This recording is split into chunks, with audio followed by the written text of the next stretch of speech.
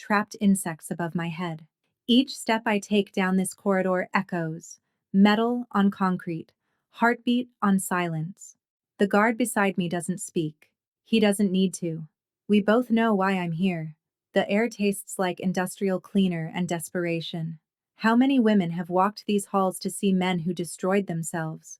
How many have carried secrets that could shatter what's left? I carry mine like a knife pressed against my ribs. They've moved him to a private room for this meeting. Security protocol, they said. But I know the real reason. They expect an explosion. They've seen his file.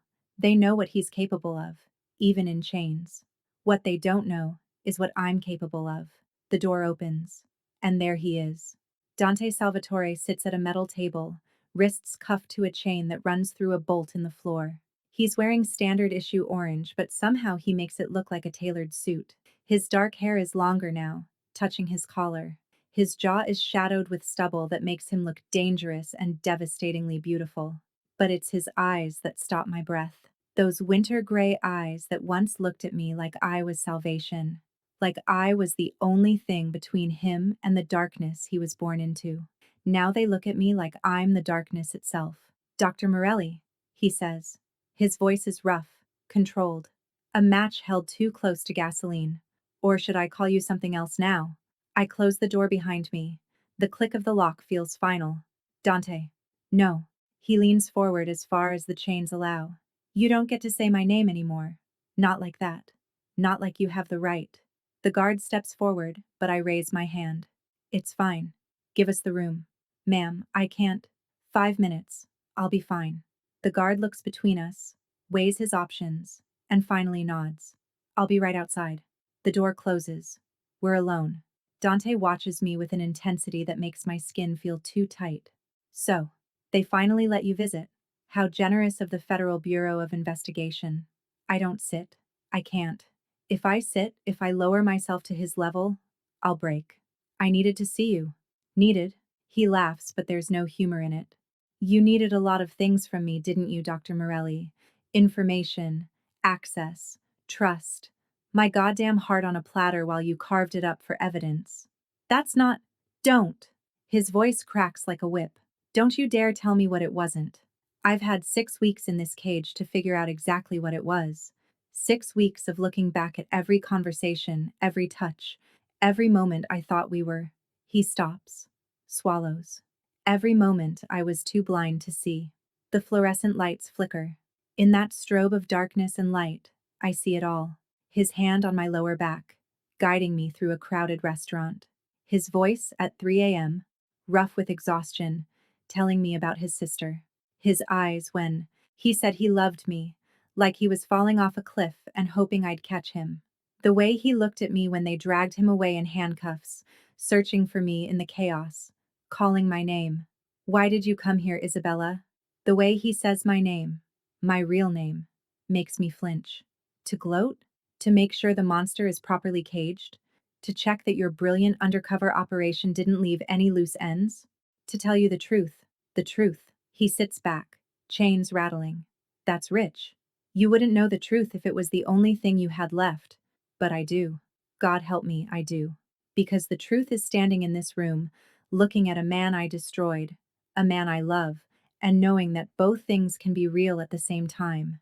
The truth is, I came here knowing exactly what would happen, knowing what I would have to do, what I would have to say, and knowing that when I leave this room, nothing will ever be the same. Dante, I say quietly, I need you to listen to me. I need you to understand. No. He stands abruptly, the chain snapping taut. You need. What about what I needed, Isabella? I needed one real thing in my entire fucked up life. One person who saw me and didn't see the last name or the empire or the blood. I thought that person was you. I thought. His voice breaks. Christ. I thought you were different. The pain in his voice is a living thing. It fills the room like smoke. And I realize, this is the moment. This is why I came. Not for closure, not for confession, but for the ending we both deserve, even if neither of us wants it. I step forward, close enough to touch, close enough to feel the heat of his rage and his heartbreak, close enough to see the exact moment his anger shifts into something else, something raw, and wounded and unbearably human. You're right, I whisper. I'm not different. I'm worse. And then, but no, not yet. You need to understand how we got here. How a woman who was trained to lie for her country fell in love with the one man she was supposed to destroy. How a man who trusted no one gave his whole heart to the person who would betray him. You need to understand the beginning before you can bear the end. So let me take you back. Let me show you how we fell. Part 1. The Consultant. Chapter 1. 3 months earlier. The first time I saw Dante Salvatore in person, he was standing in an interrogation room at the Federal Building in Lower Manhattan, staring out a window at the city he once owned. I'd seen his photograph 100 times. Surveillance photos, background checks, the grainy footage from the night of his arrest. But photographs lie. They flatten. They make dangerous men look manageable. Dante Salvatore was not manageable. He stood with his hands in his pockets, perfectly still, wearing a navy suit that probably cost more than my car. His posture was relaxed, almost casual, but I'd studied body language long enough to recognize a predator at rest. Every line of him hummed with controlled power. Special Agent Marcus Webb stood beside me in the observation room, arms crossed over his barrel chest. That's him. The Crown Prince of the Salvatore crime family. 5 years we've been building this case. 5 years of wiretaps and informants and dead ends. And now we finally have him. Do you? I asked. Marcus shot me a look. The evidence is solid. RICO charges, money laundering, conspiracy. He's looking at 30 to life. Then why am I here? Because he won't talk. Not to us. Not to his lawyers. Not to anyone. He just stands there looking out windows like he's somewhere else. Marcus's jaw tightened. You're the best behavioral analyst the Bureau has. Your psych profile of the Moretti family led to 3 convictions. The director thinks you can get inside his head. I studied Dante through the two-way glass. Even from here, I could feel the weight of his presence. The room seemed to orbit around him. What makes you think he'll talk to me? Because you're not law enforcement, not officially. You're Dr. Isabella Morelli, consulting psychologist specializing in criminal behavior and organizational dynamics. You're here to evaluate whether he's competent to stand trial. He doesn't have to see you as the enemy. Except I am the enemy. Marcus smiled grimly. Yeah, but he doesn't need to know that. Not yet. I looked back at Dante. He'd turned slightly and I caught his profile. Sharp cheekbones, a nose that had been broken at least once, a mouth that would have been beautiful if it wasn't set in such a hard line. What's his vulnerability? I asked. Excuse me? Everyone has one. The crack in the armor. What's his? Marcus was quiet for a moment. His sister, Juliana. She died 7 years ago. Car accident. Some say it wasn't an accident. Some say his father, Salvatore Sr., had her killed because she was planning to testify. Dante's never been the same since. I filed that away. What else? He's smart. Smarter than his father ever was. Degree from Columbia in international business.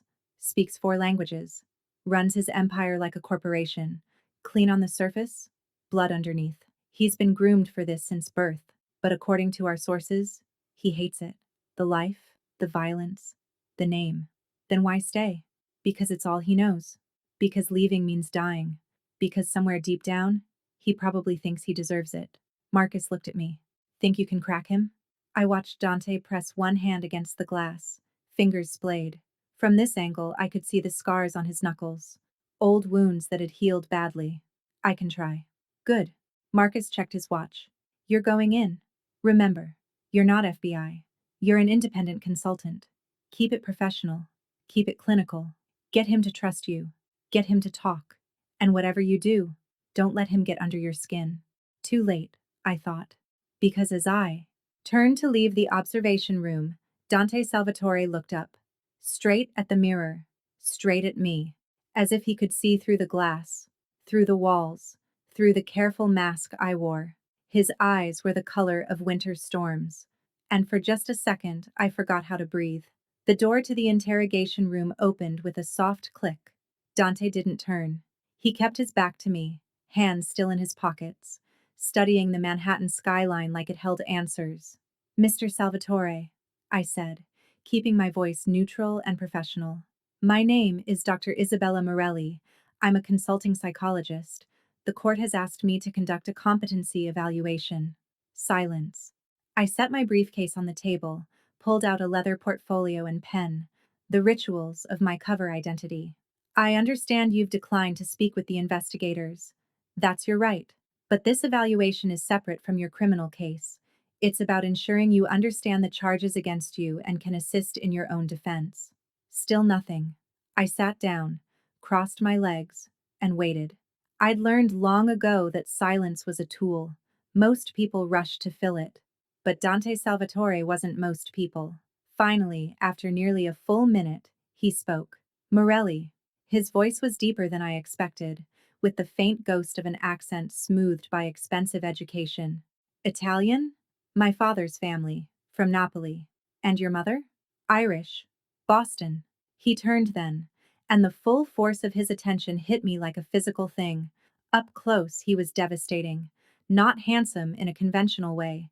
His features were too sharp, too intense, but compelling. Magnetic. The kind of face that made you want to keep looking, to keep discovering new angles and shadows. A good mix, he said. Fire and passion, pragmatism and sentiment. He moved to the table, pulled out the chair across from me, and sat with fluid grace. Tell me, Dr. Morelli, do you believe in what you do? I'm sorry? Your work, evaluating criminals, reducing human behavior to diagnostic criteria. Do you believe it means something? Or is it just another way to pretend we understand the mess we've made? I clicked my pen, noted the time on my pad. That's an interesting question. Why do you ask? Because I'm trying to decide if I want to waste my time with you. A challenge. Testing me. I met his eyes and didn't look away. I believe people are more than their worst decisions, I said carefully. I believe that understanding behavior, why someone does what they do, is the first step toward change, toward redemption, if that's what they want. And if they don't want redemption, then I document that too. But in my experience, everyone wants something, Mr. Salvatore, even if it's just to be understood. Something flickered in his eyes, not quite surprise, but close. You're very good at your job, aren't you? I try to be. That's not what I asked. I tilted my head, studying him.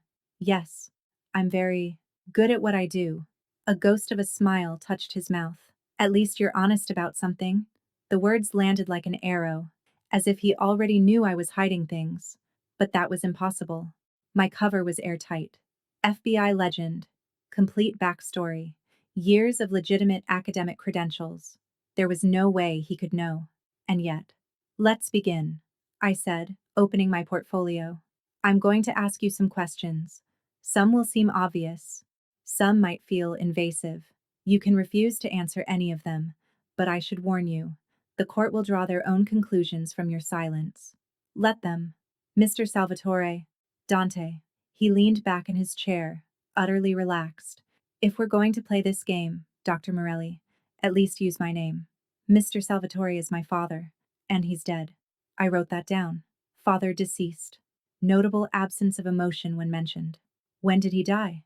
8 months ago. Heart attack. Or so they said. You don't believe it? I believe my father made a lot of enemies. I believe the heart is not always the organ that fails us first. His eyes never left mine. I believe you already know this. Just like you know everything else in my file. This isn't about your file, it's about you. No. He leaned forward suddenly, and I caught his scent. Expensive cologne, leather, and something darker underneath. It's about whether I'm sane enough to stand trial. Whether I understand right from wrong. Whether I can tell my lawyers how to defend me against charges that we both know are accurate. His voice dropped lower. So let's skip the games, doctor. Ask what you really want to know. My pulse quickened, but I kept my expression neutral. What do I really want to know? Whether I'm a monster? Whether I sleep at night? Whether I have a conscience or if that part of me died with my sister? There it was. The vulnerability Marcus had mentioned. But Dante had offered it himself, which meant it wasn't a weakness. It was a weapon. A way to control the narrative. Tell me about Juliana, I said softly. For the first time, his mask cracked. Just for a second. But I saw it. Raw grief, quickly locked away. No. Dante? That's not part of your evaluation. My sister has nothing to do with why I'm here. Doesn't she? From what I understand, everything changed after she died. You understand nothing. The temperature in the room dropped. You sit there with your leather portfolio and your clinical questions, and you think you can dissect me like I'm one of your case studies. But you can't, because the only thing you need to understand is this. I know exactly who I am. I know exactly what I've done, and I know exactly what will happen next. What will happen next? He smiled, but it didn't reach his eyes. You'll write your report. The court will find me competent. I'll stand trial. The jury will convict me because the evidence is overwhelming and I won't defend myself.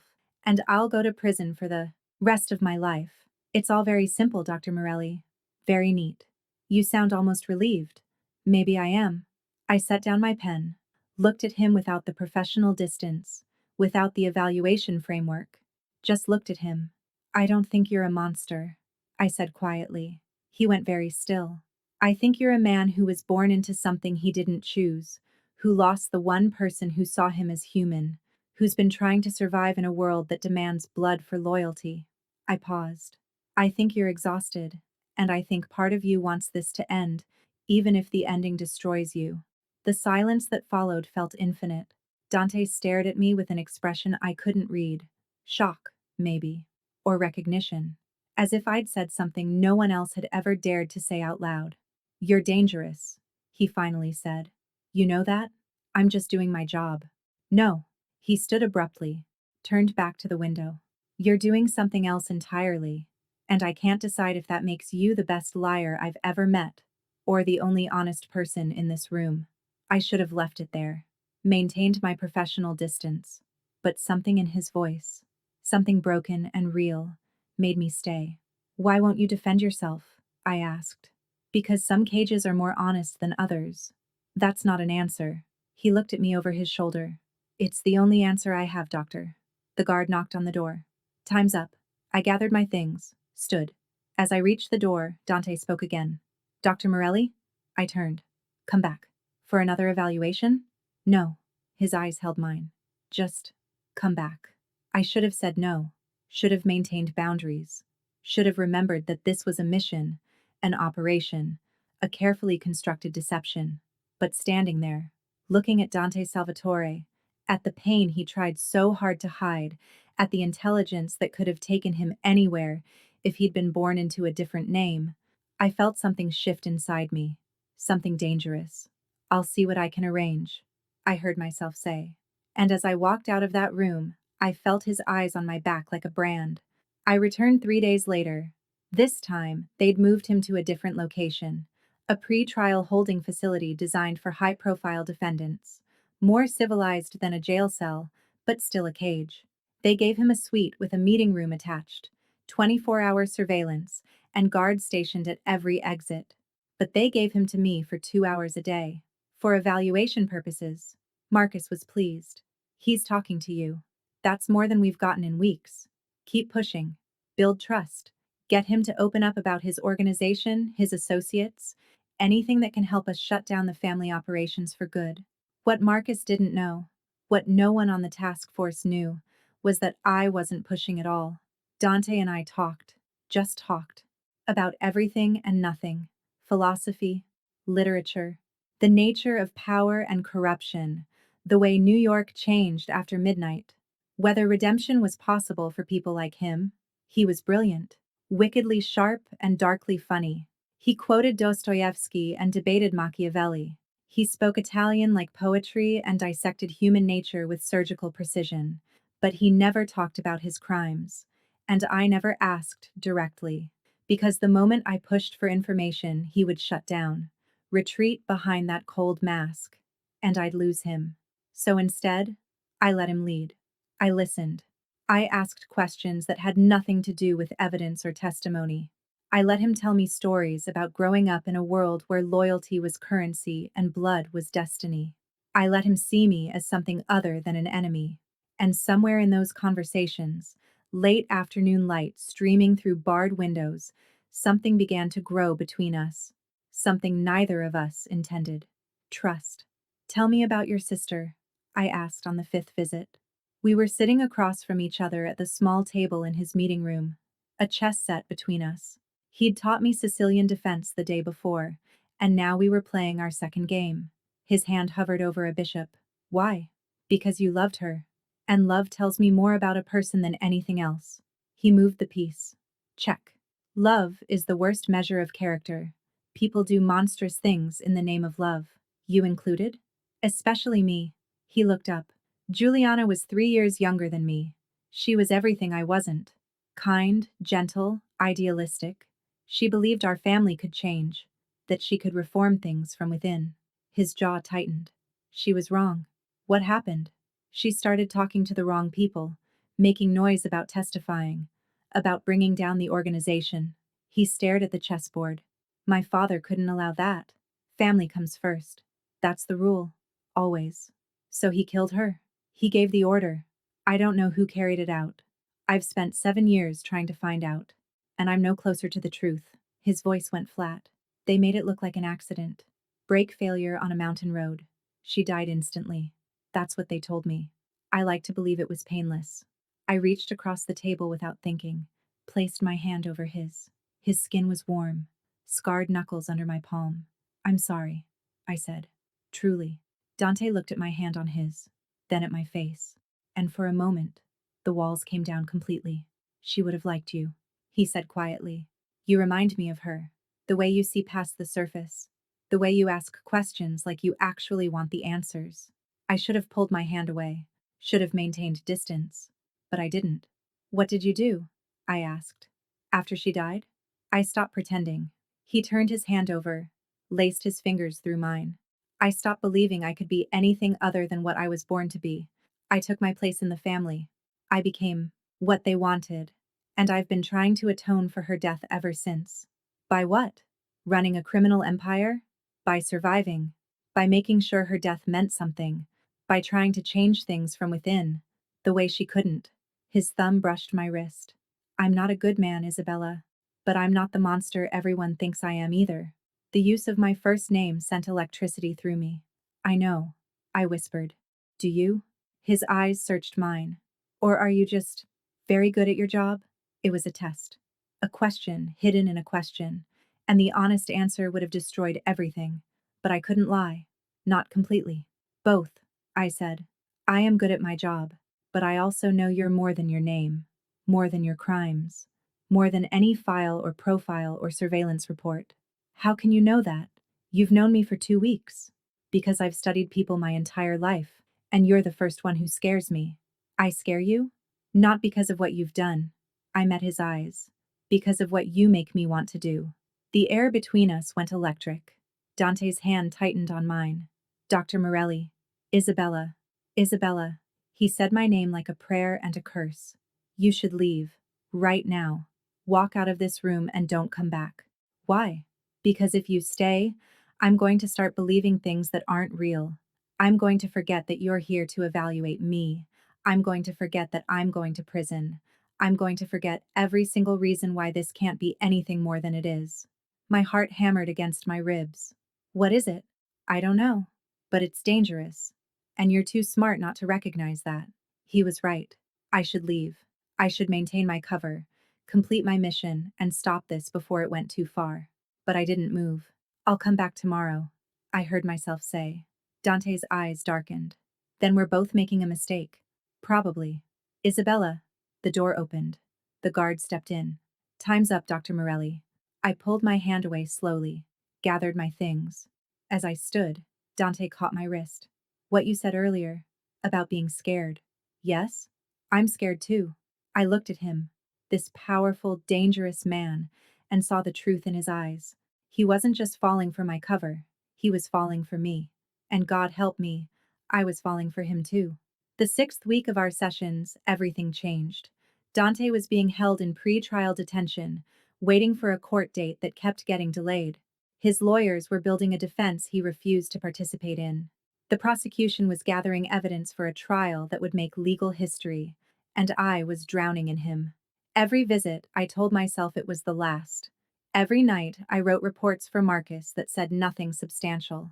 I was supposed to be extracting information, building psychological leverage, finding weaknesses the FBI could exploit. Instead, I was learning how Dante took his coffee. The scar on His left shoulder from a knife fight when he was 17. The way he ran his hand through his hair when he was thinking deeply. How his voice changed when he talked about art or philosophy. Softer, almost reverent. I was learning the man underneath the empire, and I was lying to him with every breath. "You're quiet today," Dante observed. We were in the meeting room, late afternoon sun slanting through the reinforced windows. He was reading some dense philosophy text in Italian, while I pretended to review notes. "Just thinking. About? Your case. The trial." He set down his book. "That's not what you were thinking about." "How do you know?" "Because when you think about the trial, you get a little line right here." He tapped the space between his eyebrows. "When you're thinking about something else, you bite your lower lip. You've been biting your lip for 10 minutes. Heat flooded my cheeks. "You're very observant." "I'm motivated." He stood, moved to the window. "What were you really thinking about?" I should have deflected, changed the subject, but the words came out before I could stop them. "I was thinking about what happens after. After the trial? After I can't come here anymore. When this, whatever this is, has to end." Dante turned. The light behind him made him a silhouette, all shadows and dangerous beauty. "And what is this, Isabella?" "I don't know." "Yes, you do. You're too smart not to know." I stood, closed my portfolio. "It's unethical. You're my client. I'm supposed to be objective, professional." "You're lying." My breath caught. "Excuse me?" "Not about your feelings. About the rest of it." He crossed the room in 3 strides, stopped close enough that I could feel the heat radiating off him. "You're not just evaluating me. That's not why you keep coming back." Panic shot through me. "Dante, you're falling for me." His hand came up, fingers brushing my cheek with devastating gentleness. "Just like I'm falling for you. And it's terrifying because it shouldn't be possible. I shouldn't be capable of this. You shouldn't want someone like me. But here we are. I should have stepped back. Should have denied it. Should have protected my cover at all costs." But his touch burned through every lie I'd told. "You're right," I whispered. "I'm terrified. Of me? Of what I feel. Of what it means. Of what I'm willing to risk for something that can't possibly end well." His thumb traced my lower lip. "Then walk away. Leave right now. Don't come back. It's the smart choice." "I can't." "Why not?" "Because I'm not who you think I am.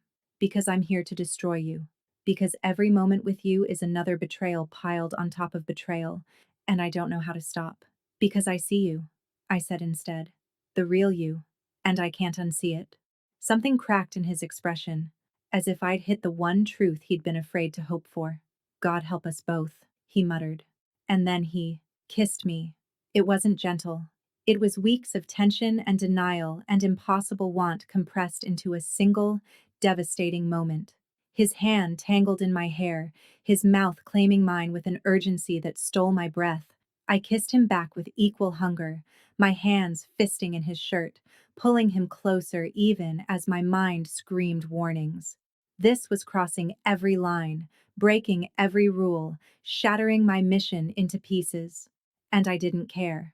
When we finally broke apart, both breathing hard, Dante pressed his forehead to mine. "I love you," he said. "I don't know how or why, but I do. And it's going to destroy us both." The words hit me like bullets. Because I loved him too. Against every instinct, every oath, every reason why this was impossible. I loved him. And that's when I knew. This wasn't just a mission gone wrong.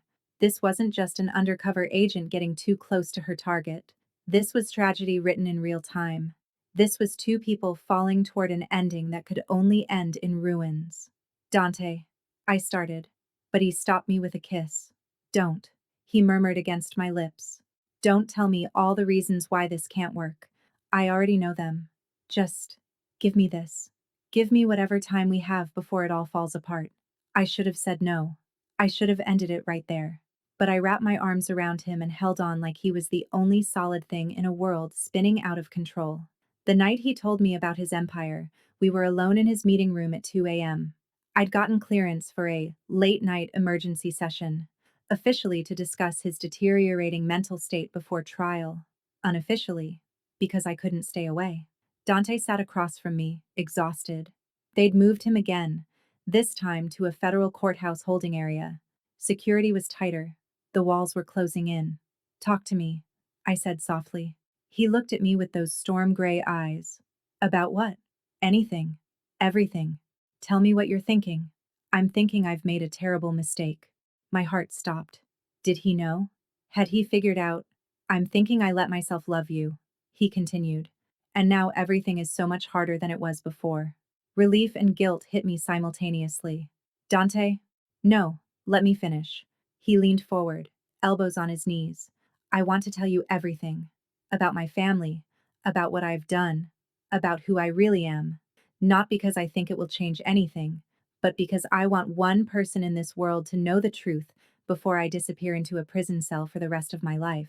This was it. The moment every FBI agent dreamed of, a target voluntarily confessing. I should have been elated. I should have been recording every word. Instead, I felt sick. You don't have to. Yes, I do. His voice was fierce. Because if I don't tell you now, I never will. And I need someone to know. I need you to know. And then he told me everything. Not the crimes. Not the evidence the FBI needed. But the truth underneath all of it. He told me how his father had groomed him from childhood. How violence was the language of love in his family. How he'd tried to escape a dozen times and been dragged back each time, until he finally accepted that leaving meant death, his own or someone else's. He told me about the night Juliana died, how he'd found out from a text message, how he'd driven to the crash site and stood there in the rain, staring at the twisted metal, knowing in his bones it was murder. He told me about taking over the family after his father's death, not because he wanted power, but because the alternative was chaos, war, more death. I'm not a good man, he said. I've hurt people, ordered things that keep me awake at night, made choices I can never take back. But I've tried, God, I've tried, to make the organization less brutal, to transition away from violence, to find a way out that doesn't end in blood. Why didn't you just walk away? I asked. Why not disappear? Because they would have hunted me, and when they couldn't find me, they would have gone after anyone I ever cared about. My mother, my cousins, people who had nothing to do with the family business. He looked at me. I stayed to protect them, and now I'm going to prison to protect them too. I don't understand. The FBI case against me is airtight. They have evidence, witnesses, recordings. If I fight it, if I drag this out, they'll dig deeper. They'll go after everyone in my organization. They'll destroy families, businesses, lives. His voice went hollow. But if I plead guilty, if I give them the victory they want without a fight, they'll stop there. They'll get their prize. And everyone else stays safe. My throat tightened. You're sacrificing yourself. I'm doing what I should have done 7 years ago. Dante, no. Isabella. He reached across the table, took my hands in his. Listen to me. The only thing that makes any of this bearable is you. These past weeks. Talking to you. Being with you. It's been the first time in years I've felt like a human being instead of a weapon. You make me believe I'm more than my name. More than my sins. Tears burned my eyes. You are more. So much more. Then promise me something. Anything. When this is over, when I'm gone, don't remember me as a monster. Remember me like this. Remember that I tried, that I loved you, that for a little while, I was the man I wanted to be, instead of the man I was born to be. I couldn't speak, couldn't breathe. The weight of what I was doing, who I really was, crushed me like a physical force. I promise, I whispered. He stood, pulled me to my feet, and kissed me with heartbreaking tenderness. Like he was memorizing the taste of my lips, like he was saying goodbye. I love you, he murmured. Whatever happens next, I need you to know that. I love you more than I've ever loved anything. I love you too. The words came out broken, barely audible, but true. So devastatingly true. We stood there in that sterile holding room, wrapped around each other, while the surveillance cameras recorded everything and the walls closed in, and the ending rushed toward us like a train we couldn't stop. And I knew, with absolute certainty, that I was about to destroy the man I loved. Because that night, after I left the courthouse, after I sat in my car trembling and sick with guilt, I returned to the FBI field office and filed my report. I gave them everything, not because I wanted to, but because if I didn't, someone else would. The Bureau had been patient, but they were running out of time. They needed something concrete, something actionable. And I'd just been handed the perfect piece: Dante's confirmation that he was running the organization, his admission of authority, his willingness to plead guilty. It wasn't enough for RICO charges on its own, but combined with the existing evidence, it was the missing link, the final piece that would seal his conviction. I typed the report with shaking hands, encoded it with the standard bureau encryption, sent it to Marcus, and then I went home, poured myself a drink I couldn't taste, and stared at my reflection in the bathroom mirror. This woman who looked like me, but had just betrayed the one person who saw her as real. I thought about calling it off, walking away, blowing my cover and running. But I'd made my choice years ago, when I joined the FBI, when I swore to uphold the law, no matter the cost, when I became Special Agent Isabella Chen instead of the person I used to be. Dr. Isabella Morelli was a fiction, a ghost designed to get close to dangerous men and extract their secrets. She wasn't supposed to fall in love. She wasn't supposed to have a conscience. She wasn't supposed to feel like she was dying inside. But here I was, looking at a stranger in the mirror, wondering which version of me was the lie, the agent, or the woman Dante Salvatore loved. The arrest came 2 days later. I wasn't there when it happened. I couldn't be. Marcus had ordered me to stay away, for your own safety, and to protect the operation. But I watched the footage later, saw the SWAT team descend on the courthouse, saw Dante being dragged out in handcuffs, surrounded by agents in tactical gear, cameras flashing like lightning. Saw him scanning the crowd, searching, looking for me. I watched that moment over and over in the Bureau's tech lab. The video paused on his face, confusion morphing into understanding, morphing into something that looked like death. He knew. In that instant, he knew. Not the specifics. Not that I was FBI. But he knew I'd betrayed him. Knew that everything we'd shared had been part of something larger and darker than he'd realized. Textbook operation, Marcus said, clapping me on the shoulder. You did good work, Chen. Getting him to trust you, to open up, it made all the difference. The DA says we have enough now for a solid conviction.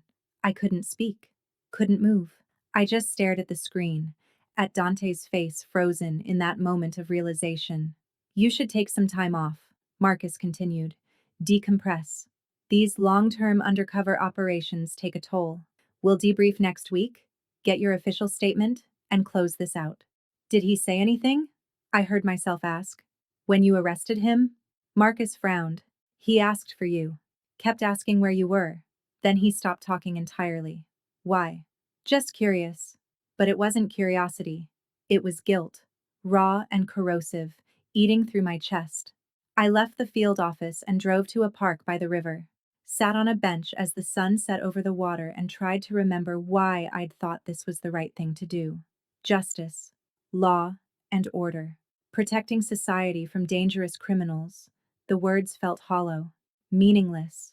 Because the truth was, Dante Salvatore was guilty. He'd committed crimes, ordered violence, built an empire on blood and fear.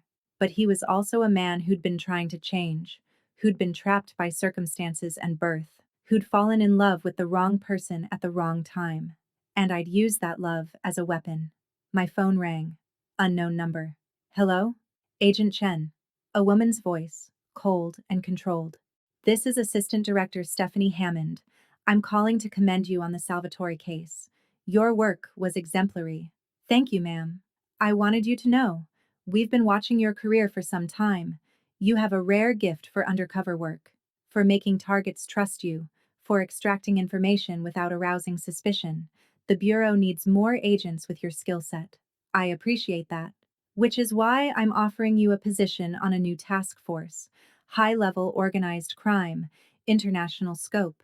You'd be running long-term infiltration operations, just like Salvatore. What do you say? I looked out at the water, at the city lights beginning to glow in the darkness. Can I think about it? Of course. Take a week. But Chen, this is the kind of opportunity that doesn't come twice. You could do real good. Take down people who hurt others. Make a difference. I understand. She hung up. I sat there until the park closed, thinking about the word good, how malleable it was, how it could be stretched to cover almost anything as long as you believed hard enough. I didn't go to the arraignment, or the preliminary hearings, or any of the court appearances leading up to the trial. I told myself it was to protect my cover, to avoid complications, to maintain operational security. But the truth was simpler. I was a coward. I couldn't face him. Couldn't look into those storm gray eyes and see the betrayal I'd carved into them. Couldn't bear to watch him realize, piece by piece, exactly who I really was. So I stayed away. I filed my reports, gave my depositions, provided the testimony the prosecution needed for their case, all from a distance, all through lawyers and affidavits. I became a ghost. The trial date was set for 3 months out. The prosecution was confident, the defense was scrambling, and Dante stayed silent, just as he'd promised. He pled guilty to multiple counts, accepted responsibility, refused to implicate anyone else in his organization. He protected them, even as they abandoned him. And through it all, he never mentioned me, never told his lawyers about Dr. Isabella Morelli, never exposed the FBI's operation or my role in his arrest. He could have. God knows he had every right. But he didn't. It was the final act of love from a man who'd been betrayed by the person he loved most, and it destroyed me. I stopped sleeping, stopped eating properly, spent my nights staring at the ceiling, replaying every conversation, every touch, every moment I'd lied to him. Marcus noticed. You need to talk to someone. Bureau psychiatrist, maybe. This case clearly affected you. I'm fine. Chen, you look like hell. When's the last time you slept? I said I'm fine. But I wasn't fine. I was breaking apart from the inside out. Because the worst part, the part I couldn't admit to anyone, was that I missed him. Missed the sound of his voice. The way he looked at me like I was the only real thing in his world. The conversations that stretched into the early morning hours, touching on philosophy and truth, and the nature of redemption. I missed the man I'd destroyed, and I hated myself for it. One night, 6 weeks after the arrest, I found myself outside the detention facility where Dante was being held. I didn't plan it. I just drove there, parked across the street, and stared at the building. Somewhere behind those walls, he was locked in a cell, reading maybe, or staring at the ceiling the way I did, or thinking about me, hating me. My phone buzzed. Text from Marcus. Final pretrial conference tomorrow. We need you there. Can't avoid it anymore. I stared at the message for a long time. Then I typed back, I'll be there. Because running was over. The ending was coming, whether I was ready for it or not. And I owed Dante Salvatore one final truth, even if it shattered us both. The pre-trial conference was held in a secure courthouse conference room. Dante's legal team on one side, the prosecution on the other. Dante himself at the center, wearing a suit that probably cost less than he was used to, hands cuffed in front of him. He didn't look up when I entered. Marcus had briefed me carefully. You're here as an expert witness. You observed Salvatore during the competency evaluation. You can testify to his state of mind, his understanding of the charges. Keep it clinical. Don't engage beyond what's necessary. But the moment I saw Dante, the set of his shoulders, the carefully blank expression, the way his jaw tightened when he heard my footsteps, clinical became impossible. I took my seat at the prosecution table, trying to disappear into the background. Dr. Morelli, the lead prosecutor said, thank you for being here. Dante's head snapped up, his eyes found mine, and the world stopped. I saw it happen in real time, the way his expression shifted from controlled neutrality to shock, to dawning, devastating understanding. He'd known I betrayed him, but he hadn't known the extent. Hadn't known I was sitting at the prosecution table. Hadn't known I was part of the team destroying him. You, he said softly. The word carried across the room like a gunshot. His lawyer put a hand on his arm. Mr. Salvatore, please. You. Louder now. Standing. Chains rattling. You're with them. You were always with them. The guards stepped forward, but the prosecutor waved them back. Dante, I started, but he cut me off with a bitter laugh. Don't you dare say my name. Not after. He stopped, shook his head like he was trying to clear it. Morelli. It was your real name, wasn't it? You used your real name because you thought I'd never find out. Because you thought I was too stupid to connect the dots. It's not. How long? His voice went deadly quiet. How long were you FBI? I should have stayed silent. Should have let the lawyers handle it. But I owed him this much. The entire time. The words hung in the air like smoke. Dante's lawyer tried to intervene. My client doesn't need to hear. Yes, I do. Dante's eyes never left mine. I need to hear all of it. Every detail of how you played me. Mr. Salvatore, the judge interjected. This is not the time. When is the time? Dante's voice rose. When I'm serving life in prison? When it's too late to matter? He turned back to me. You were undercover. From the beginning. The evaluation, the therapy sessions, everything. Yes. The late night conversations, the chess games, the philosophy debates. Yes. The kiss, the confession, his voice broke. Christ. The I love you. That was part of it too, wasn't it? And there it was. The question I'd been dreading. The one I couldn't answer honestly without destroying what little remained of my cover, my career, my carefully constructed life. But looking at Dante, at the raw pain in his eyes, the way he was barely holding himself together, I couldn't lie anymore. No, I whispered. That part was real. Silence. Even the lawyers stopped shuffling papers. Dante stared at me like I'd struck him. What? The feelings. What I felt for you. That wasn't part of the operation. That was. I swallowed hard. That was me. The real me. Not Agent Chen. Not Dr. Morelli. Just. Me. You expect me to believe that? But his voice wavered. I don't expect anything. But it's the truth. I fell in love with you, Dante. And it's the worst thing I've ever done. His lawyer was frantically whispering in his ear. The prosecutor was glaring at me. The judge was calling for order. But Dante and I were locked in our own world, where nothing existed except the wreckage between us. If you loved me, he said finally, then how could you do this? How could you lie to me every single day, knowing how I felt, knowing what it would do to me when I found out? Because I had to choose. My voice cracked. Between you and my duty, between what I felt and what was right. And I chose wrong. Or I chose right. I don't know anymore. All I know is that I destroyed the one good thing in my life, and I have to live with that. Destroyed? He laughed, but it was a broken sound. Isabella, or whatever your real name is, you didn't destroy one good thing. You destroyed me. Completely. Do you understand that? You were the only person I trusted. The only person I let inside. And it was all an elaborate lie designed to put me in a cage. My name is Isabella. The words came out fierce. That part was real too. Isabella Chen, FBI. But the woman you fell in love with, the woman who talked to you about Dostoevsky and redemption and the possibility of change, that was real. She exists. And she's standing here, wishing she could take it all back. Then why didn't you? His eyes searched mine. Why didn't you stop it?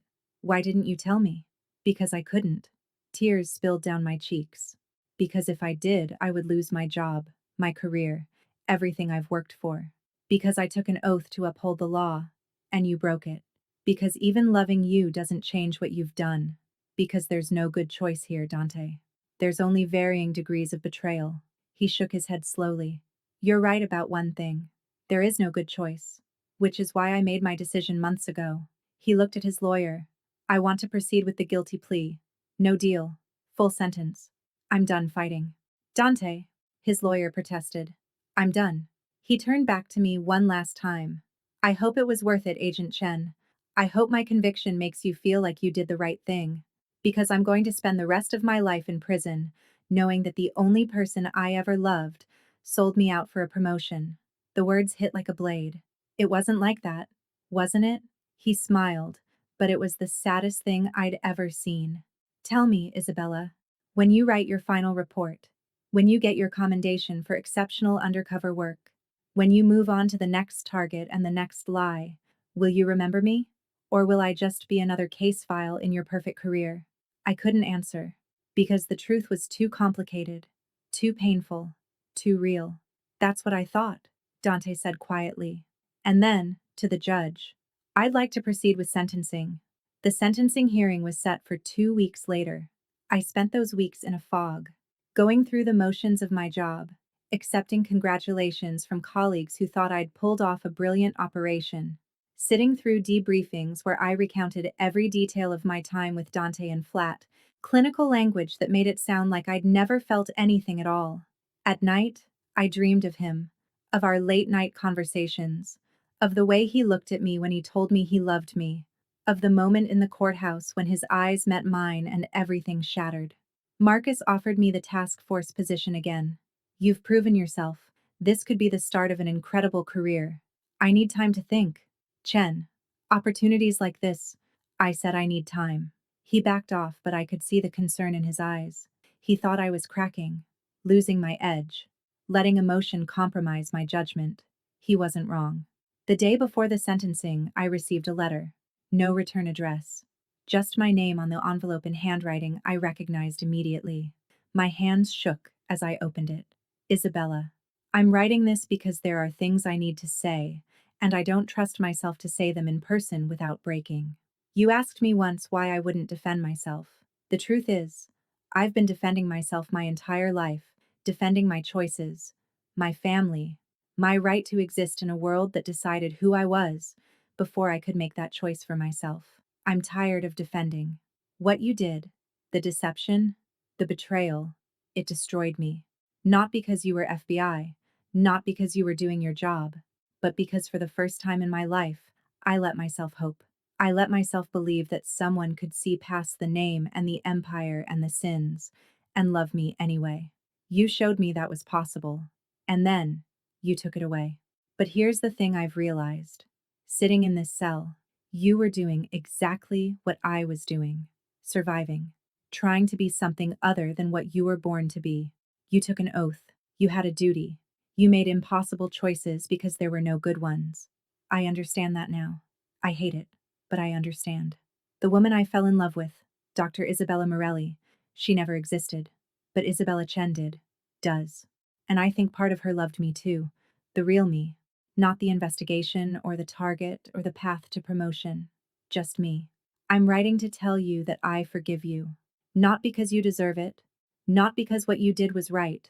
But because loving someone means accepting all of them. Their light and their darkness. Their honor and their betrayals. I loved you. I still do. And that love doesn't evaporate just because you broke my heart. It just becomes something else. Something painful and beautiful and impossibly sad. So I forgive you, Isabella, for lying, for using me, for making me believe in something that was never real. And I'm asking you to forgive yourself, because I know you. And I know you're drowning in guilt. I know you're wondering if you're a monster. I know you're questioning everything you thought you knew about right and wrong. You're not a monster. You're human. And humans make terrible choices in the name of duty and love and survival. Going to prison tomorrow. Life sentence, probably. And I'll think about you every day. About what we had. About what we could have been. In a different world where I wasn't who I am, and you weren't who you are. But we're in this world. And this is the ending we get. Thank you for seeing me, Isabella. For making me feel human, even if it was part of a lie. For those few weeks when I wasn't Dante Salvatore, heir to a crime empire. When I was just a man who fell in love with an impossible woman. I'll remember you. The real you. Always. Dante. I read the letter 3 times. Then I pressed it to my chest and cried until I couldn't breathe. I didn't attend the sentencing hearing. I couldn't. I'd done enough damage. But I heard about it. 30 years to life. Federal Supermax facility. No parole. Dante Salvatore had been erased from the world, locked in a cage where he would slowly fade into nothing. And I had put him there. I submitted my resignation to the FBI the next day. Marcus tried to talk me out of it. You're making a mistake. You're too emotional. Take a leave of absence, but don't throw away your career. It's not my career, I told him. It was never my career. It was a role I played. And I'm done playing. What will you do? I don't know. Something that doesn't require me to destroy people I love. Chen. Isabella. You can't let one case define your entire career. But it wasn't one case. It was the realization that I'd become someone I didn't recognize. Someone who could lie so convincingly that even I believed it. someone who could weaponize intimacy and call it justice. I left the FBI 3 weeks after Dante's sentencing. I moved to a different city, found work as an actual therapist. No covers, no lies, just helping people untangle their trauma. And every night I thought about him. Wondered if he was thinking about me, wondered if forgiveness was really possible, or if we were both just carrying the weight of our choices until it crushed us. 6 weeks after I left the bureau, I received notice that Dante had been transferred to his permanent facility. Maximum security, 23-hour lockdown, the kind of place where souls go to die. And I knew, that I couldn't leave it like this. That there were things left unsaid, truths left unspoken, an ending that needed to be written, no matter how painful. So I called the facility, requested a visit, used my former credentials to get clearance, and 3 days later I found myself driving through the gates of the federal Supermax facility where Dante Salvatore would spend the rest of his life. This is where we began, where I walked down that corridor, each step echoing like a countdown, where I stepped into that room and saw him in chains, where everything came full circle, and the ending we'd been running from finally caught up, back to the present, back to this moment, back to the truth that's been building since the day we met. Dante stares at me across the table. His wrists are cuffed to the chain bolted to the floor. His eyes are cold fire. "You came," he says. Not a question, an accusation. I had to. Why? To make yourself feel better? To get closure? To check that your brilliant operation stuck and I'm properly broken? To tell you the truth. I take a breath. All of it. Not the version I told the FBI. Not the version that protects my cover or my career or my conscience. The whole truth. I don't want your truth. I want my life back. Dante, stop. He closes his eyes. Please. Whatever you came here to say, whatever confession you think you owe me, I don't want it. I read your letter. I know you felt guilty. I know you think you loved me. And I've accepted that none of it matters because I'm here and you're out there and nothing changes. You wrote to me. You said you forgave me. I lied. His eyes snap open. Or I thought I meant it. But seeing you now, sitting there free and whole while I'm chained to a fucking floor, I realize I don't forgive you. I can't. Because forgiveness requires understanding. And I don't understand how you could do what you did. My chest tightens. Then let me explain. There's nothing to explain. You were undercover. You did your job. End of story. No. I lean forward. It's not the end. Because you deserve to know why. Not the official reason. Law enforcement. Justice. Duty. The real reason. The truth I've never told anyone. He watches me warily. What truth? I joined the FBI because of my sister. I see surprise flicker across his face, quickly masked. Her name was Sarah. She was younger than me by 4 years. Smart, funny, full of life. My voice cracks, but I push through. When I was 23 and she was 19, she started dating someone. Marco. He was older, charming, had money, treated her like a princess. We thought he was perfect for her. Dante's expression shifts slightly, listening now, despite himself. What we didn't know, what none of us knew until it was too late, was that Marco was connected. Not high level, just an enforcer for a mid-tier operation, but dangerous, violent, and possessive. Isabella. Sarah tried to leave him, multiple times. He'd apologize, promise to change, and she'd go back. Classic cycle. Until one night she called me, said she was done, really done, asked me to come get her. Tears burned my eyes. I was at a conference 300 miles away. I told her to wait, to stay safe, to call the police if she felt threatened. But she didn't. She tried to leave on her own, packed a bag, walked out, and Marco followed her. The words catch in my throat. Even after all these years, the memory is a blade. He shot her in a parking lot, 3 times. Left her there to bleed out while he disappeared. By the time I got the call, she was already gone. Dante's expression has gone soft. Christ. The FBI caught Marco 2 years later. Unrelated charges. He went to prison, but my sister was still dead, and I realized I could have prevented it.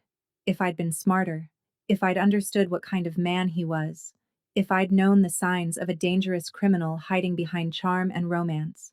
So you became an agent. I became an agent. Because I needed to understand. Needed to be able to see through the masks men like Marco wear. Needed to protect people who couldn't protect themselves. I meet his eyes. And then I met you. And saw another Marco. No. The word comes out fierce. That's the thing. I didn't. You weren't like him at all. You weren't charming to manipulate. You weren't violent for control. You were. I struggle for words. You were trapped, trying to escape something you were born into, trying to be better than your circumstances allowed. But I was still a criminal. Yes, but you were also a person. A complicated, damaged, brilliant person who'd been dealt an impossible hand and was doing his best to play it without destroying everyone around him. Dante's jaw tightens. Is this supposed to make me feel better? Knowing you compared me to the man who killed your sister and decided I was the lesser monster? You're not a monster at all. That's what I'm trying to tell you. I went into this operation ready to hate you, ready to see you as Marco 2.0, ready to use any means necessary to take you down because it would feel like justice for Sarah. And instead, I fell in love with you. The admission hangs in the air. I saw you as human, flawed and guilty and trapped, but human. And it destroyed every certainty I had about good and evil and the neat lines between them. He's quiet for a long moment. Your sister. The real reason you understood about Juliana. Yes. I knew what it felt like to lose someone you were supposed to protect, to carry that guilt, to wonder if you could have prevented it. And you used that connection. Used my grief over my sister to get close to me. The accusation stings because it's true. Yes, I did. And I hate myself for it. But I take a shaky breath. I also connected with you. Really connected. Not as Agent Chen executing an operation, but as Isabella, who understood loss and guilt, and the weight of choices that can't be unmade. Pretty words. But his voice lacks conviction. They're not pretty. They're messy and complicated and inadequate, just like everything between us. I lean forward. Dante, I'm not asking for forgiveness. I'm not asking you to understand or accept or absolve me. I'm just asking you to hear this. What I felt for you was real. The woman who loved you, who loves you still, she exists. And she's sorry. So fucking sorry that she destroyed the best thing in her life because she couldn't figure out how to balance duty and desire. So what now?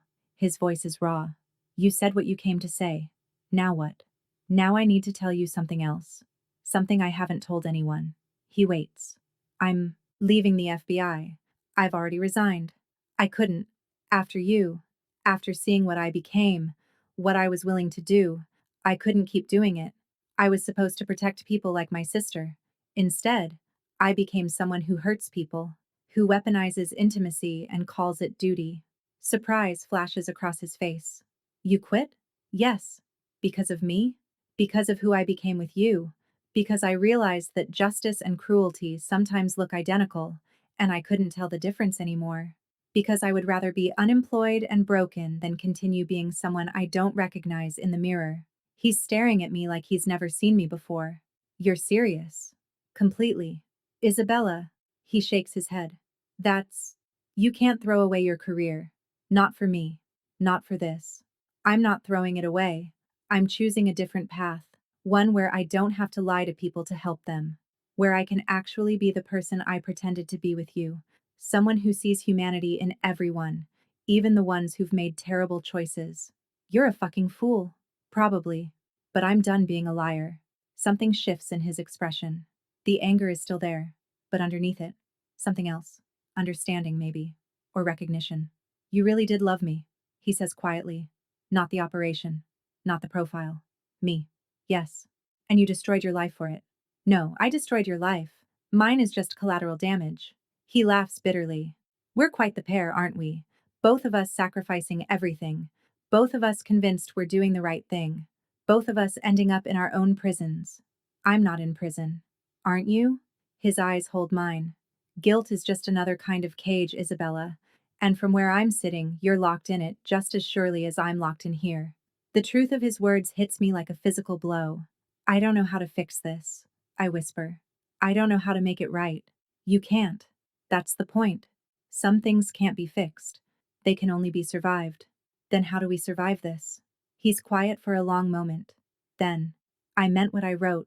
I do forgive you. I'm angry as hell. I'm hurt in ways I didn't know were possible. But I also understand. You made an impossible choice. And you chose what you thought was right. I can't fault you for that, even if it destroyed me. Tears spill down my cheeks. Dante? But here's what you need to understand. Forgiveness doesn't mean reconciliation. It doesn't mean we go back to what we had. It doesn't mean I'm not still devastated by what you did. It just means I'm choosing not to let that devastation become hatred. I know. Do you? He leans forward as far as the chains allow. Because part of me suspects you came here hoping for absolution, hoping I'd tell you it was all okay, that your guilt was misplaced, that you made the right choice, and we can both move on with clear consciences. No, I came here knowing none of that is true. I came here to. I stop, swallow hard. I came here to say goodbye, really goodbye. Not the way it happened before, with you being dragged away and me hiding in the shadows, but face to face, the way we should have from the beginning. Understanding dawns in his eyes. This is closure for you, for both of us, because we're never going to see each other again after today. You're going to spend the rest of your life in here, and I'm going to spend the rest of mine trying to be someone better than I was. And you thought, what? That we could have one final conversation and then part as friends? Enemies? What exactly are we, Isabella? The question hangs between us, heavy with possibility and pain. I don't know, I admit. Maybe we're two people who loved each other in impossible circumstances, who hurt each other because there was no way not to, who represent the worst and best of each other simultaneously. You always did have a way with words, but there's no bite in it, just exhaustion. I stand slowly. I should go. Yeah, you should. But neither of us moves. We just stand there, separated by a table and chains and the weight of everything we did to each other. Dante, I say finally, if I could go back, don't. Don't tell me you'd do things differently. Because we both know you wouldn't. You'd make the same choice. Because you believe in duty and justice and the rule of law. Because you're not the kind of person who can compromise on her principles, even for love. You're right. I would make the same choice. But I'd hate myself more for it. He smiles sadly. At least you're honest now. I walk to the door. My hand is on the handle when he speaks again. Isabella? I turn. Thank you. For coming. For telling me the truth. For. He stops. Swallows. For seeing me. Even if it was all mixed up with lies and agendas and impossible situations, you saw me. And that meant something. It still does. Fresh tears blur my vision. You meant everything to me. You still do. And I'm so sorry I destroyed that. So am I. The words are simple, final. The ending we've been circling since the beginning. I should leave, should walk out and never look back, should let this be the last time I see Dante Salvatore. But I can't. Not yet. Because there's one more thing. One final truth that's been building inside me since the moment I walked into this room. One last revelation that will change everything. I turn back to face him fully. And I take a deep breath. There's something else you need to know, I say quietly. Something I haven't told you. Something I haven't told anyone. He watches me warily. What? The reason I really came here today. The truth underneath all the other truths. Isabella, I'm pregnant. The words drop into the silence like stones into still water. Ripples spreading outward, changing everything. Dante goes absolutely still. For a moment, I think he didn't hear me. Then I see his face. Shock morphing into disbelief, morphing into something I can't read. What did you say? I'm pregnant. 11 weeks. I found out a month ago, after you were transferred here. He's standing now, chains rattling. You're. How is that possible? The usual way. That night in the holding facility, before everything fell apart. When we. I can't finish the sentence. The memory is too raw, too precious, too contaminated by what came after. You're certain? Yes. I've been to 3 doctors. They all confirmed it. He sinks back into his chair like his legs won't hold him. Christ. You're pregnant with my child. Yes. And you came here to tell me this now? After everything? After you destroyed my life and walked away and. He stops. Presses his palms to his eyes. God. This is. I don't even know what this is. It's complicated. Complicated. He laughs, but it's a broken sound. That's one word for it. You're carrying my baby. A baby that was conceived when you were lying to me, when you were gathering evidence to lock me away for life.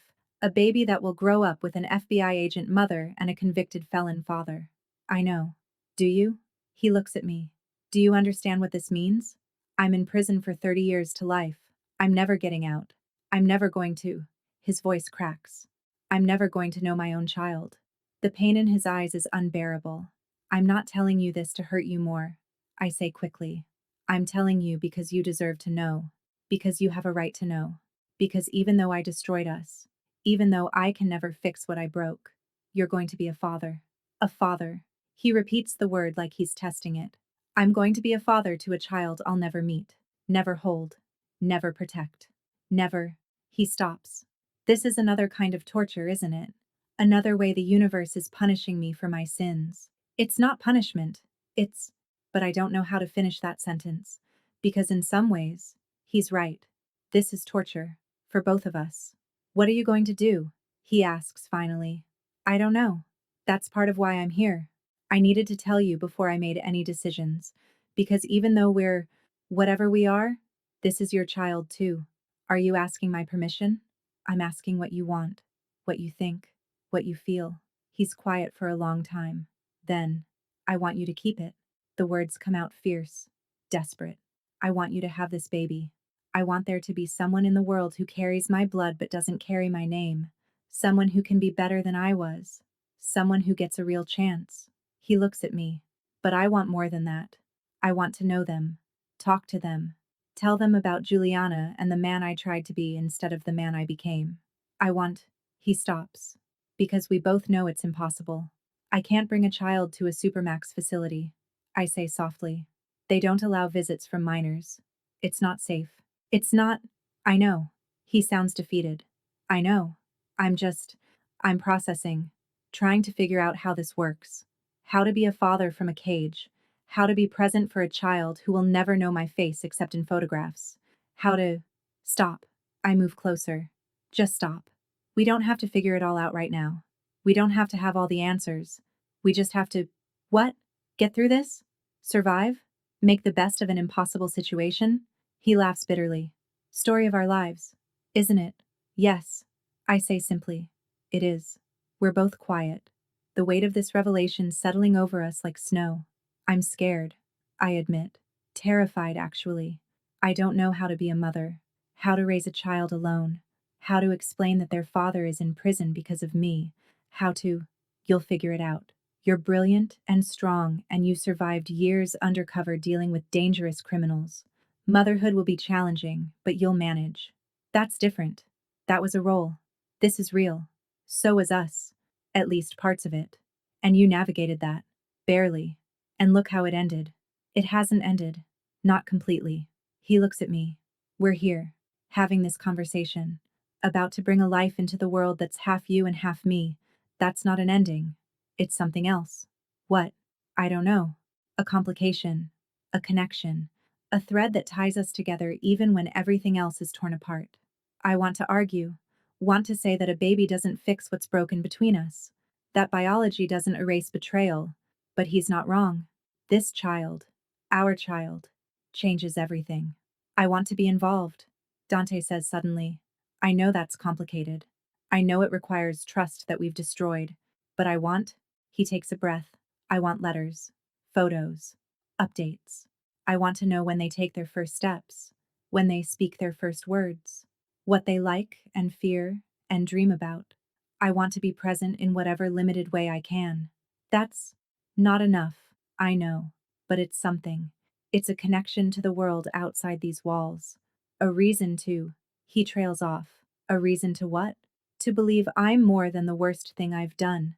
To believe I'm capable of something good, even from here. To believe, he meets my eyes. To believe that maybe some things can be redeemed, even when they're broken beyond repair. My chest tightens. Dante? I don't expect forgiveness from this child. When they're old enough to understand who I am and what I did, they'll make their own choice about whether to know me. But until then, while they're innocent, I want to try. I want to be the father I never had. The one who shows up, who cares, who loves without conditions. Even from here? Even in chains? Especially from here. Because if I can't be there physically, at least I can be there emotionally. At least I can be the kind of father who writes letters and remembers birthdays and tells stories and his voice breaks. At least I can try to be something other than a monster to my own child. I'm crying now, fully crying, because this conversation is everything I didn't know I needed, everything I was afraid to hope for. Okay, I whisper. Okay, I'll write to you. Send photos. Keep you updated. I take a breath. I'll make sure they know you. Not the version in the newspapers or the criminal record, but you, the real you. The one who loves Dostoevsky and plays chess and tried so hard to be better than his circumstances allowed. Isabella, I owe you that much. I owe our child that much. They deserve to know their father, even if the circumstances are impossibly complicated. He's staring at me like I've given him something precious, something he didn't dare hope for. Thank you, he says quietly. I know you don't owe me anything. I know this is generous beyond what I deserve, but thank you. We stand there, separated by chains and grief and impossible circumstances, but connected by this child, by what we were, by what we might still be, in some small, broken way. I should go, I say finally. I have a doctor's appointment this afternoon. Is everything. Are you and the baby? We're fine. Healthy. Everything looks normal. Relief flashes across his face. Good. That's good. I move toward the door again. This time, I manage to get it open. Isabella? I pause. What are you going to name them? The question catches me off guard. I haven't decided yet. If it's a girl, if you need ideas. He swallows hard. Juliana, after my sister. She would have loved being an aunt. She would have loved you, I think. Fresh tears blur my vision. And if it's a boy? Something that doesn't tie them to my legacy. Something clean. Something that gives them a chance to be their own person. I'll think about it. And Isabella? Yes? I meant what I said. I love you. Even now. Even after everything. Maybe I'm a fool, but there it is. I love you. And I love this child we're about to bring into the world. And somehow, that's going to have to be enough. It's more than enough, I whisper. It's everything. And then I walk out. Past the guards. Down the corridor. Out into the sunlight that feels too bright after the artificial lights of the prison. I sit in my car for a long time, hands on my stomach, tears streaming down my face. Because this is the ending we get, not the one we wanted, not the one we deserve, but the one we earned through our choices and our lies and our desperate, foolish love. And somehow, we have to make it work. For the baby who will grow up knowing their father only through letters and photographs. For Dante, who will spend the rest of his life in a cage. For me, who will carry the weight of what I did every single day. We don't get redemption. We don't get happily ever after. We get this. Complicated, messy, heartbreaking survival. And maybe, just maybe, that's a kind of grace too. But this isn't the end. Not quite. Because there's one more truth, one final revelation that changes everything again. One last piece that neither Dante nor I saw coming. Let me show you what happened next. 3 weeks later, I hadn't planned to return to the prison. Our last conversation had felt like closure. Painful, complicated, but complete. But then I received the letter. Official bureau letterhead. Assistant Director Hammond's signature. Agent Chen. Despite your resignation, you remain bound by your non-disclosure agreements regarding the Salvatore operation. Recent intelligence suggests Salvatore may have withheld information about his organization's activities. We need you to conduct one final interview to confirm our suspicions. This is a mandatory debriefing. Failure to comply will result in immediate revocation of your pension and benefits, as well as potential criminal charges for obstruction. Report to the federal detention facility on Tuesday at 10 a.m. I stared at the letter in disbelief. They were pulling me back in, using bureaucratic threats to force me into one more interview, one more betrayal. I called Marcus. What is this? Hammond's orders. Not mine. Apparently there are gaps in your reports. Things Salvatore might have told you that weren't included in the official debrief. There's nothing. I gave you everything. Then this should be quick. Just go. Answer their questions. And it's done for good. But I knew better. This wasn't about gaps in my reports. This was about control, about the Bureau refusing to let me walk away clean, about one final reminder that I belonged to them.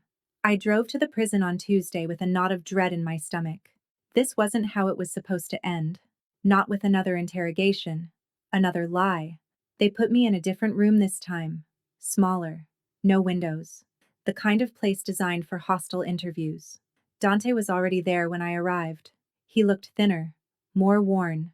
The orange jumpsuit hung loose on his frame. When he saw me, confusion flickered across his face. Isabella? What are you? I'm sorry. I didn't want to come. They ordered me back for one final interview. Understanding and resignation settled over his expression. Of course they did. Can't let me go without squeezing out every last bit of information. Dante? It's fine. Let's just get this over with. But I could see it wasn't fine. Could see the walls going back up. The fragile connection we'd built during our last visit crumbling. A voice crackled over the intercom. Dr. Chen, we're recording. Please proceed with the interview. I looked at the camera in the corner, at the red light indicating active surveillance. Then I looked at Dante, and I made a choice. Mr. Salvatore, I said formally, I'm here to ask you some follow-up questions regarding your criminal organization's structure and operations. His jaw tightened. I have nothing more to say. The Bureau believes you withheld information about your associates, specifically regarding international operations and money laundering networks. The Bureau can believe whatever they want. I've said everything I'm going to say. I pulled out my portfolio, clicked my pen, played the role of FBI agent one last time. Let's start with your overseas accounts, the ones you mentioned during our previous conversations. I mentioned nothing about overseas accounts. Yes, you did. On November 14th. You talked about accounts in the Cayman Islands used to. No, I didn't. His eyes held mine. You're misremembering, Dr. Chen, or you're making things up. Either way, it's not true. He was protecting his associates. Even now. Even after everything. Mr. Salvatore? Agent Chen? He leaned forward. Is that what I should call you now? Agent? Or are we back to the pretense that you're a psychologist? I'm trying to help you. By extracting more information? By adding more charges? By making sure I die in here instead of just rotting? He laughed bitterly. Your help has done enough damage. Thanks. The voice on the intercom crackled again. Agent Chen. Get him to confirm the overseas accounts. But I couldn't. Because looking at Dante, at the exhaustion and betrayal and resignation in his eyes, I saw exactly what I'd become. A tool. A weapon. Someone who destroyed people in the name of justice and called it duty. No, I said. Silence. Dante stared at me. What? No, I'm not doing this. I'm not extracting more information. I'm not playing this game anymore. I looked directly at the camera. You want him to confess to overseas accounts? You want details about his organization? Then send someone else. Because I'm done. Agent Chen, the voice said sharply. You're under orders. I resigned. I'm not Agent Chen anymore. I'm just Isabella. And I'm not helping you destroy this man any more than I already have. I stood, started gathering my things. What are you doing? Dante asked. Walking away. For real this time. No more debriefs. No more interviews. No more using our connection as leverage for the Bureau's cases. They'll come after you. Revoke your pension. Press charges. Let them. It's worth it. Isabella, I turned to face him fully. I'm not going to keep betraying you. Not for money, not for benefits, not for anything. What we had, what we have, it's messy and complicated and probably unforgivable. But it's real, and I'm not prostituting it for the FBI anymore. Something shifted in his expression. You mean that? Yes. Even though it costs you everything? It's not everything. It's just. I stopped. It's just everything I thought I wanted. Turns out what I actually want is to be able to look at myself in the mirror, to look at our child and tell them their mother has some integrity left, to look at you and know I finally chose you over duty. You chose me the moment you told them no. That's more than I ever expected. It's less than you deserve. We stared at each other across the table, and I realized this was the moment, the real ending, not the tearful goodbye, not the pregnancy revelation, but this, choosing him when it cost me something real. I should go, I said. before they send security to drag me out. Yeah, you should. I picked up my briefcase, turned toward the door, and that's when I saw it. On the table, half hidden under some papers. A file folder. Not mine. Red classified stamp across the top. I wasn't supposed to see it, but in the chaos of the interview, someone had left it there. And the label made my blood run cold. Salvatore, Giuliana, accident investigation, case closed. My hands moved before my brain caught up. I grabbed the folder, opened it, and saw the truth. Photos, accident reports, witness statements, and, buried at the back, a memo from 7 years ago. FBI internal communication. Subject declined protective custody. Witness protection deemed too risky given family connections. Alternative measures to be discussed. I read it 3 times, then looked up at Dante. He was watching me with confusion. What is that? I couldn't breathe, couldn't think. Because suddenly everything made sense. Juliana hadn't just been killed by the family, she'd been working with the FBI. They'd approached her, tried to flip her, offered protection. And when she refused, when she tried to go it alone, they'd left her exposed. They'd known she was in danger, known the family would come after her, and they'd done nothing. Because letting her die was cleaner than a messy extraction that might blow their larger investigation. Isabella? Dante's voice seemed to come from far away. What did you find? I closed the folder, looked at him, and saw his whole life in a different light. Your sister, I said quietly. She was working with the FBI, or they were trying to recruit her. And when it went wrong, when your family found out, the Bureau abandoned her, let her die to protect their operation. The color drained from his face. That can't be. It's all here. In the file. Witness protection offers, negotiation attempts, and a final memo saying she was too high risk to save. He stood abruptly, chains rattling. Let me see it. Dante, let me see it. I should have said no, should have protected the classified information, should have followed protocol. But I'd just chosen him over the Bureau, so I handed him the folder. I watched his face as he read, watched the shock, the disbelief, the dawning, terrible understanding. They killed her, he whispered. Not my father. The FBI. They approached her, put a target on her back, and then left her to die when it got complicated. I don't think they meant for her to. They left her exposed. They knew she was in danger, and they did nothing. His hands were shaking. 7 years. 7 years I've blamed my father, blamed the family, blamed myself for not protecting her. And all this time, he couldn't finish. Just stood there, gripping the folder, his whole body trembling with rage and grief. And I understood. Not just his pain, but the terrible symmetry of it. The FBI had killed his sister, and then I, an FBI agent, had come into his life, gotten close to him, made him trust me, and betrayed him. I'd recreated his deepest trauma without even knowing it. Dante, I'm so sorry. I didn't know. I swear I didn't know. Of course you didn't. His voice was hollow. Because the Bureau doesn't tell its foot soldiers about collateral damage, about witnesses who get burned, about lives destroyed in the name of the greater good. He looked up at me.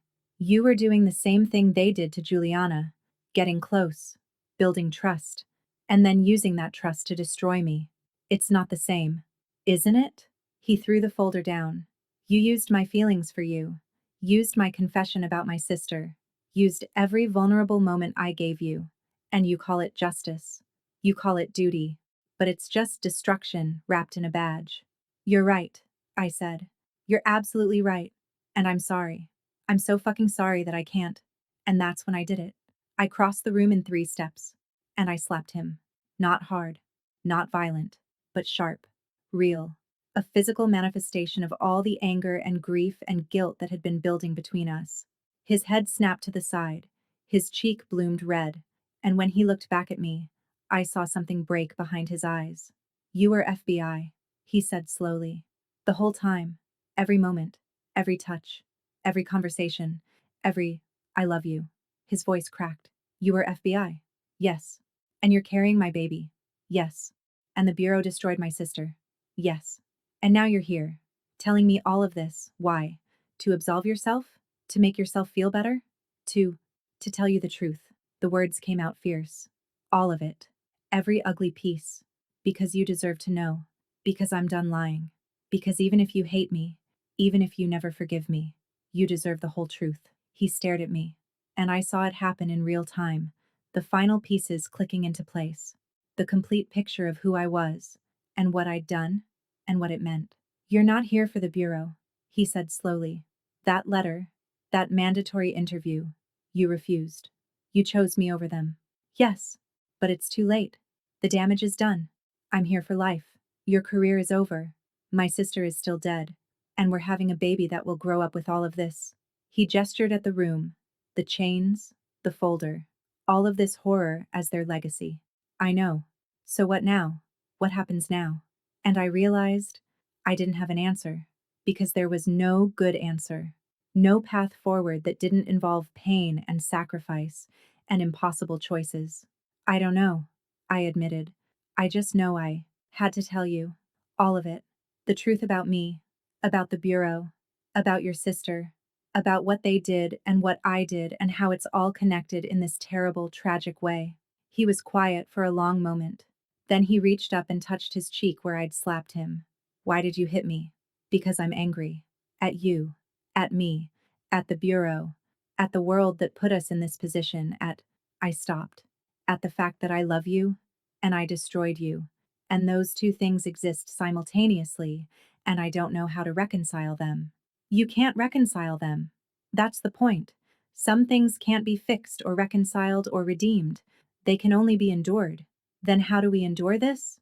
He looked at me with those storm gray eyes that had haunted me since the day we met. I don't know, Isabella. I really don't know.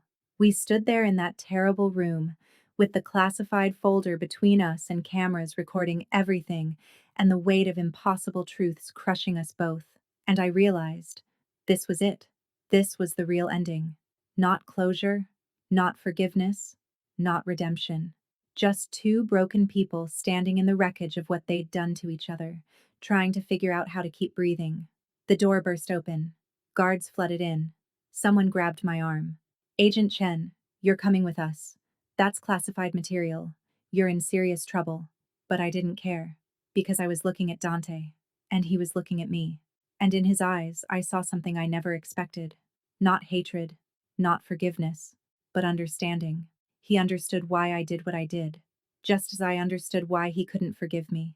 Just as we both understood that love and betrayal could coexist, creating something too complex to name. I'll write to you, I called as they dragged me toward the door. About the baby.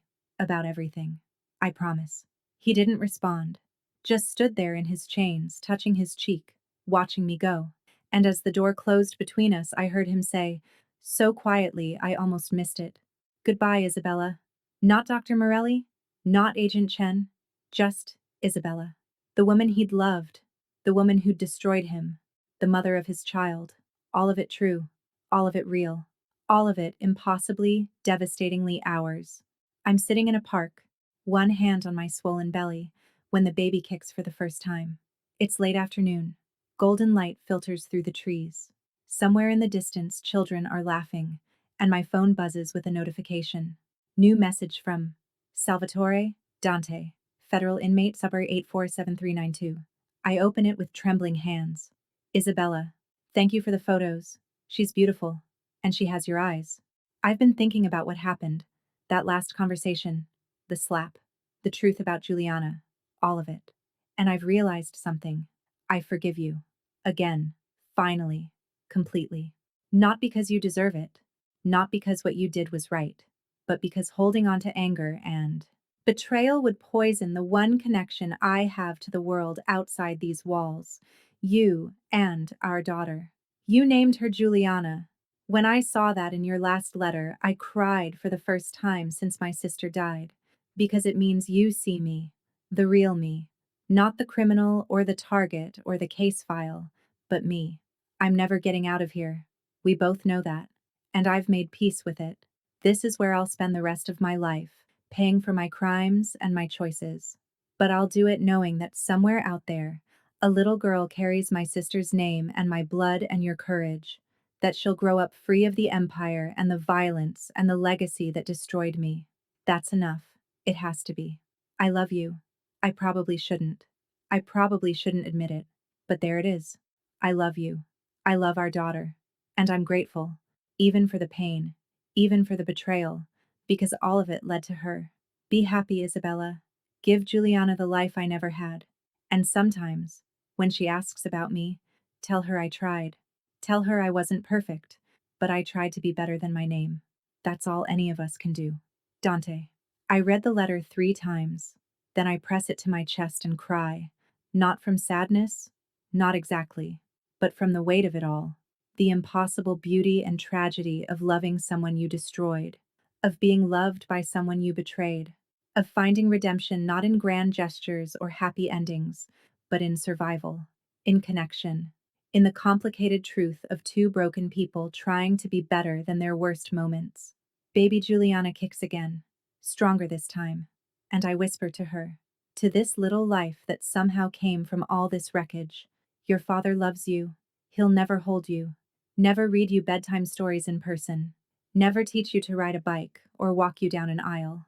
But he loves you, completely, impossibly, the way the best parents do, wanting nothing for you except freedom and joy and a life unburdened by their mistakes. I place both hands on my belly, feel her moving, feel the future taking shape inside me. And your mother? Your very flawed, very broken mother. She loves you too. Enough to have made the hardest choices. Enough to have lost everything. Enough to keep going even when it hurts. The sun sets. The park empties. And I sit there, one hand on my daughter, the other holding a letter from a man in a cage, thinking about endings. This isn't the ending we wanted. It's not redemption or justice or love conquering all. It's messier than that. More real. It's two people who hurt each other in ways that can never be fully healed, choosing to love anyway, to forgive anyway, to survive anyway. It's complicated and painful and impossibly beautiful. It's us. And maybe, just maybe,